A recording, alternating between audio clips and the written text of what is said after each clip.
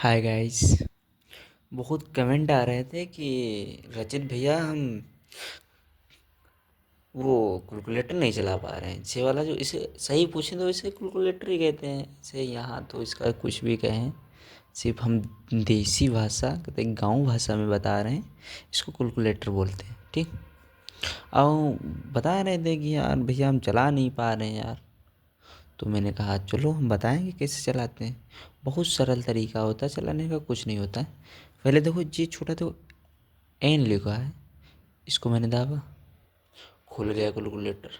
मैंने पहले से कुछ फीड कर रखा होगा, तो मैंने पहले से फीड कर रखा होगा तो इसे हम शिफ्ट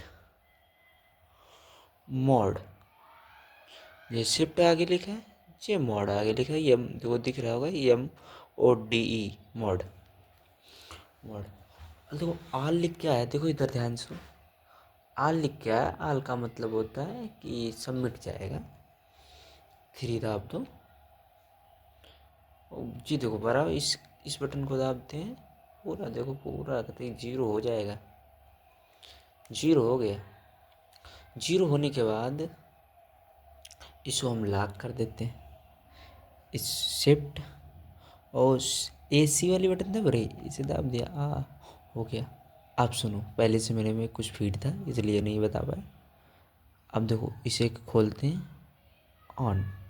ऑन करने के बाद एक क्वेश्चन होता है मैथ का, इसमें यूज होता है जी। ठीक, इसे यूज करने के लिए हम दो 3x3 की मैट्रिक्स है, 3x3 मैट्रिक्स है, मैट्रिक्स में इसे यूज करते हैं। तो पहले तो हम इसे 3 बार, मोड वाली बटन को हम 3 बार दाबते हैं। 3 बार दाबने के बाद देखो इक्कीस AQN लिख के आ रहा है, 1। 1 लिखने के बाद हम इसे 1 दबा देते हैं। इसके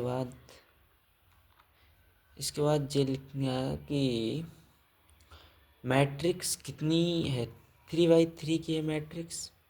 तो मैं 3 बार इधर को दबा, 3 बार इधर वाली बटन को दबा था तभी 3 आया। 3 दबाने के बाद 3 दबा दिया। अब इसमें मैट्रिक्स भर देते हैं, मैट्रिक्स जो भी आई थी मैट्रिक्स भर दो। मैट्रिक्स भरने के लिए इसके आगे देखो, इसके आगे देखो 1 है, 1 है इसके आगे, मेरी बात समझो। इसके आगे 1 है, होता है सभी टर्नों के आगे 1 होता है। तो 1 दाब दो, इधर देखो 1 दाबने के बाद इक्वल कर दो। फिर उसके बाद 5 है, इधर देखो ऐसे देखो। उसके बाद 5 है, 5 5 दाब दो, -5 दाब दिया। उसके बाद 8 है, 8 इक्वल। उसके बाद -4, -4 दाबने के बाद कर दिया। देखो पहले मान आया है 1, देखो 1, दोबारा फिर से खोलते हैं, 2 आया है, 2 आया है।